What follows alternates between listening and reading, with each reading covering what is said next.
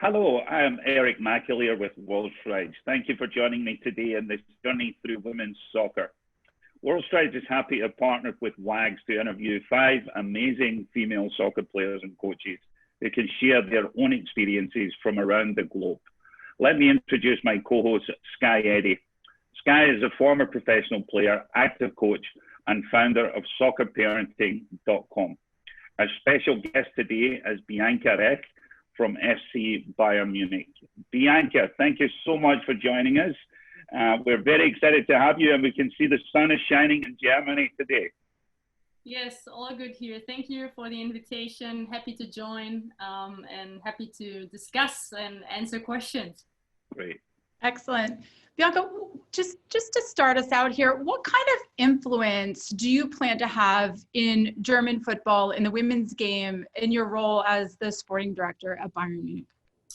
Well, I think when I joined Bayern Munich at that time, like 4 years ago now, is it? I think almost 4 years. Being an ex-international player, I think you're bringing automatically different things to that job. Compared to maybe people just like hopping in that position but not had played before. So I think this is, I think I understand sometimes the players a bit better than maybe other people because you know the emotions and you know the problems you had as a player. But I think the most influence and things which are very important to me is that the players are always a part of the journey, right? So it's not like decisions from top down. It should be includes the player all the time. I mean, it can't be all the time, but I think it's important to create an environment where players really very feel to be a part of the journey. And just to follow on from that, Bianca, can you tell us a little bit about, your staff and your tasks and how Bayern Munich specifically is investing and the young girls of Germany to play soccer? Yeah, well, I mean, our department, which I have to say is quite a big department. A lot of people probably don't know that. As well, we're the department which are already now 50 years old in this year. So we're celebrating the 50 years of birthday of Bayern Munich women's football or soccer. And we're at the moment, we're like 8 full-time staff people just dedicated and working on women's football, which is, I would say in the football world quite big to have a big, like a department like that. We have a lot of full-time staff for like overall in our first women's team squad. We have a second team squad, which is originally U20 team, so like an academy team. And as well, we have 2 U17 youth teams. So like the focus is always like development youth players, but as well we have big goals to get like international top players on board. I think this is absolutely something you need when you want to be successful in Europe, and this is like the strategy we have. Like first of all, being successful with like youth players, developing homegrown players. For example, this year we're starting our season, hopefully next year again, with almost like 4 to 5 homegrown players in our first team squad, which I think is quite a lot. So we really try to find the balance in the future to not having only top players on board, but find the mix. Is your U17 program, are those residential programs at all? Or are they pulling just locally or is it a residential program?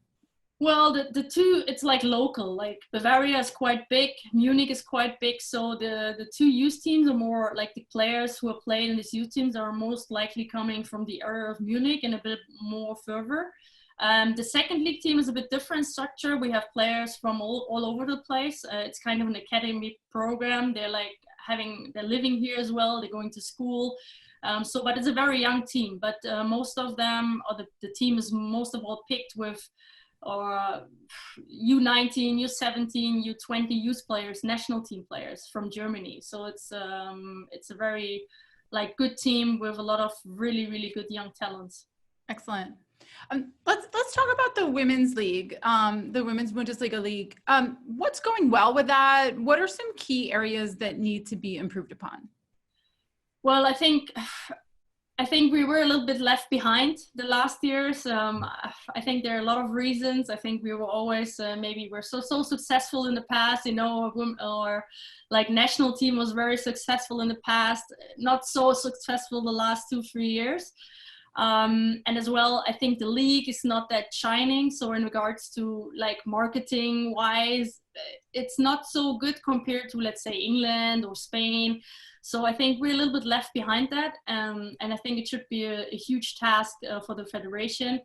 And I think everyone knows that at the moment. And like more bigger clubs are coming in. For example, next year we have the Eintracht Frankfurt, which is a men's professional team. And the second league, probably we have Red Bull Leipzig coming up. So I think, let's say in the next maybe 1 to 3 years, I think that the league will be much more interesting. But I have to say, in terms of the quality of the games and of the players, I think we're still the #1 in Europe. League, I would say. Yeah, and I you think have a long history of the league. Yes. So it's been around for many, many years and a huge history. Yeah. So I know there's a lot there to that. Just sort of as a follow-up question, are all the teams connected to a men's team? Is there a direct connection? Not now, no. I mean, not yet. I mean, we have teams, for example, we have Bayern, we have Wolfsburg, we have Hoffenheim, Freiburg. So we have a lot of teams in the league who are like connected to a men's team, but we as well have like just women's team, like with no men's team on site. But this is going to change, I think. And it is probably a change of the women's football world at the moment, because there's more money in the game, and like this, like only female football teams are going to be a tough time, I think, to get players, to sign international players. So for me, it really looks like that we're going to lose this only female football teams, and more men's, let's say, or more female teams with a professional men's environment in the back are coming up. Are the people, the spectators that are coming to your matches, are they also generally going to the men's matches as well? No, it's totally different. I mean, I think this is a typical women's football, I would say, because we have a totally different environment. It's more family friendly. It's a different football as well. But it's not the typical, let's say, men's fan who goes to the men's team are going to the women's team. It's different. And I think to that piece, you know, you look at each country, the challenges of the women's professional leagues, you know, the growth of the professional league in Spain, and even the challenges of the USA and the development of the professional game in England. Are you optimistic about the future of the women's Bundesliga and kind of what lies ahead? Yeah, yes, absolutely. I said it before, with like more like men's professional teams are coming in, with like more money in the game as well, and work together with the federation to make that league much more shiny. Like everyone gets to know us as well, and not only maybe the English league or the Spanish league. I definitely have the feeling, because we're like a very stable league for like a long time, and I think we have a bright future, but it needs a bit time. We were left behind the past years, and we didn't maybe do enough to keep that level in regards to marketing and shiny league. But in regards to players' quality and game qualities, I think we're still there. So, but it needs a bit more now. Do you find yourself looking at some of those other leagues to see what they're doing, or the best practices of, you know, marketing, or, you know, do you find yourself kind of looking over the fence at them and trying to bring some of that in-house? Sure. I mean, the English league is one of the best example. I think the US league, it's the same. I think there are a lot of best practices where we can have a look into it. And I think they had good cases last year of the big stadiums, like playing in timings where like the men have a release period. So, and to use the big stadium. So where usually it's not men's football in this week. In that week, so that like men's spectators are as well going to the female games, because they never have the chance to go in these stadiums. I think these are very good opportunities, and that's, I think, is something where the DFB, our federation, is as well thinking about. So there are things in mind. There's as well some things which we would have implement in the next season, but because of the Corona crisis, it's not easy at the moment, and it's tough, but there were a lot of things, let's say, in mind and already written down, which we wanted to do, but we'll see. Yeah. I think to follow on from there, how has the current experience for the youth female player evolved from when you were a young player yourself? Does it look and feel different from when you were coming through the system? Oh, yes, definitely, yes. When I see my young players now with all the obstacles they have, school, studying, national team, injuries, then the amount of trainings as well, it's totally different from my time. I played with boys within a young age of until 14, and then I just played almost like women's football directly. But I think at that time, I didn't have to go to school such a long time during the day, and I didn't have to study so much. And we didn't have so many national team releases in youth football at that time. So I think that changed a lot. And I always feel, I think sometimes it's crazy for them. And I have a lot of respect for the young players where like in that age, like 16, 17, 18, how they do that and how they put everything together. So I have a lot of respect. We have one player, she's one of the main player in our teams as well, young player, 19 years old. And after she finished school, she said, okay, I'm doing 1 year nothing. I just want to play football because I'm so tired of going to school, going to the national teams, being injured. So it's different. I think it was much easier at my time when I was young. Yeah. What's the experience like for a more grassroots player, like that 5 to 9-year-old young girl that is dreaming about playing eventually for the national team program? What's her experience like? Well, my experience was I played with boys for a long time, and I always would say I think it's a good way to go through. I know it's not easy sometimes for the girls, because being in like a boys' environment, they're not used to it. Some girls don't like it, which I understand, but some girls they do. But when I see my young players at Bayern, when they come in an age of 15, 16, and the ones who are really making it to the second team or then to the first team, I have to say most of them went through the boys' leagues and teams. They did. Are there girls only options for the 7-year-olds?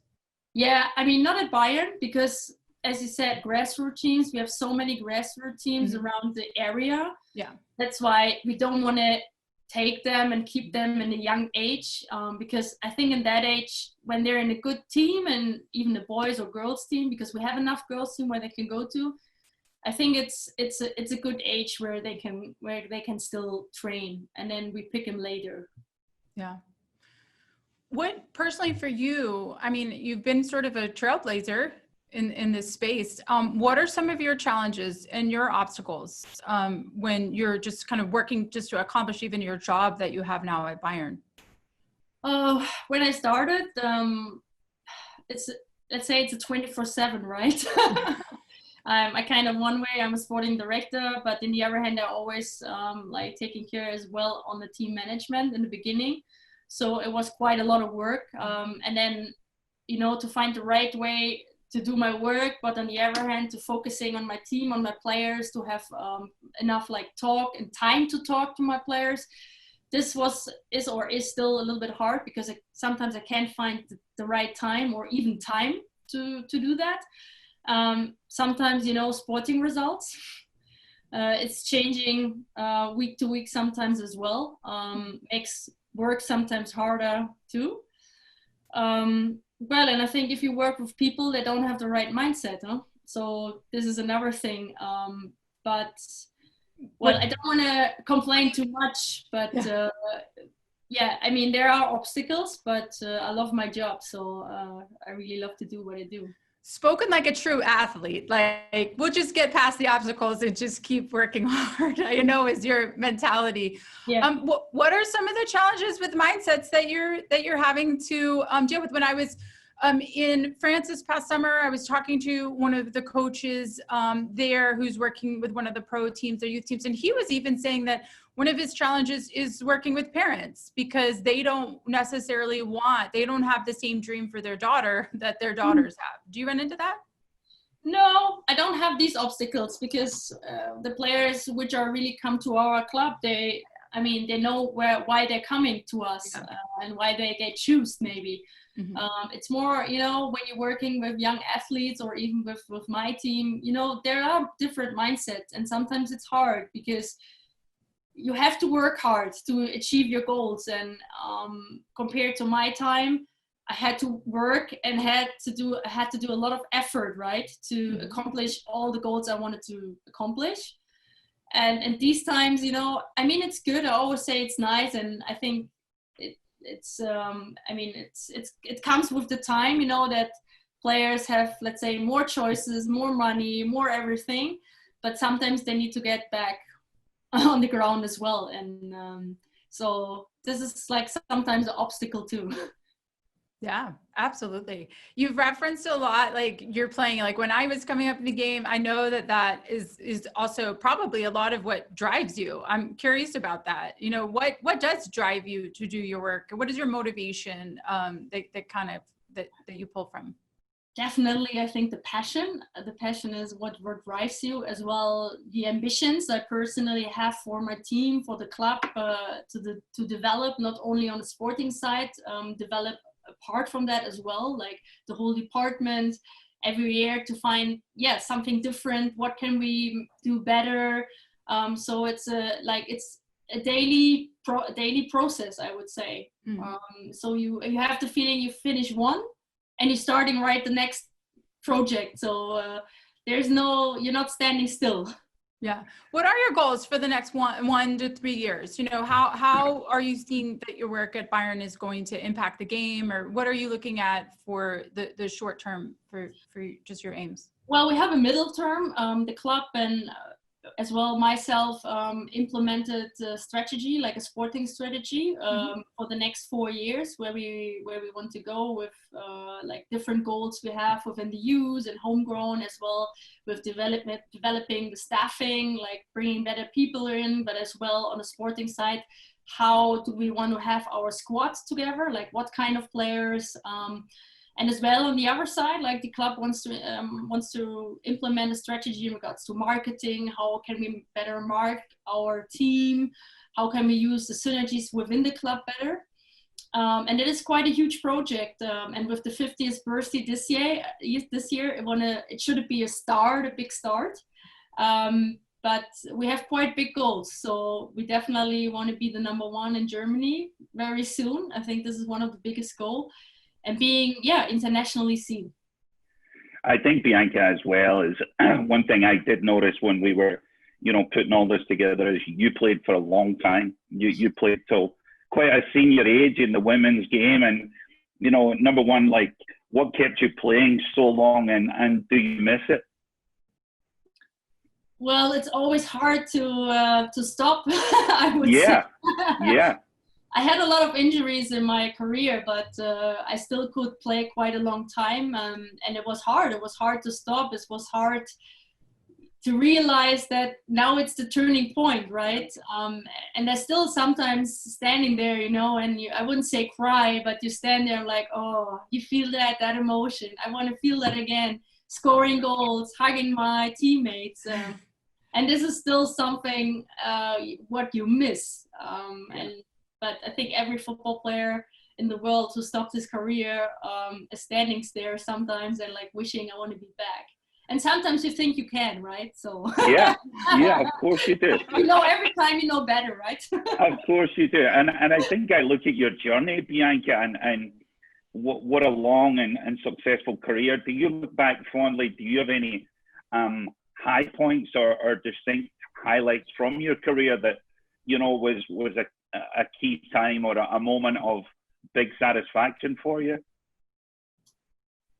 I have 1 or 2 points. Like I think one of my most, let's say, experience and successful time was when I came back from, let's say, quite a youth age, going to my first big club to Frankfurt and winning, German titles, cup titles, the old Champions League. I think this is something in a young age with 19, 20.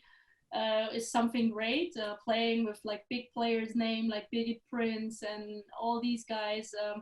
That was something I really always look back and I think, wow, I really played in that team. So that made myself a little bit proud. And then there was a turning point when I cut my ACLs just before the Women's World Cup in the US in 2003, which was really, really hard for me because I was made the team, but I couldn't go because, well, I had one ACL and a year later before the Olympics, the second ACL. But from that point, you kind of starting to think about, okay, what can I do more? And I started at a very young age already playing football or soccer on that side, but always keep in mind, you know, your career can be finished very soon. And that's why I always keep an eye on my, on my studying and on my work, what I can do part of the football and on the field. And what are your reflections of obviously you made the international team and playing for your country. I'm sure that was just a huge sense of pride for you, but it was certainly an extent. Do you look back fondly on your time playing for your country? Yeah, I mean, I can still feel the first time when I was standing on the field. I was in Norway and listened to the with the A team, with the women's national team, being on the field listening to the anthem. This is something you will never forget. I still have the invitation from that day in my documents because it's something which was very personal and felt at that moment you really felt, wow, now I achieved something really special. Yeah. And did you have any growing up through the youth pathways in your journey, did you have any particular role models or mentors or people that you kind of looked up to as you came through your journey? Well, I think I met a lot of people where I looked up to. There's definitely my family, my friends, but as well people where I always get something out of it. But there's no one really special where I have to say, okay, this is the person. I think I met a lot of person through my whole career where I personally took something with it. Yeah. Fantastic. And just our final question here, Bianca, is what do you want to say to aspiring female players and the coaches in the girls' game who are empowering them and advocating for their soccer journey? As you said, empowering, I think, is one of the main focus, and it's always important to really live your dream and believe in your dream, and there's no one who can stop you from that. Yeah, that is great. Thanks so much for your time today. We really appreciate it. How can people follow along your journey? How? Yeah, like how could social media? What are some different channels that people? Yeah, I mean, I'm using Instagram and I'm using Twitter. I would say I'm not, the craziness social media user, but Twitter and Instagram are the ones I'm into it. Let's say it like this. Yeah. Well, this is great, Bianca. And we just wanted to thank you so much, and again, thank you to WAGS for sponsoring this series and its continued support of women's and girls soccer. But it's been a pleasure being with you. Thank you so much for an insight to your journey, and we very much appreciate your time, Bianca. Thank you, guys. Thank you. Thank you. Take Bye. care. Bye-bye. Bye-bye.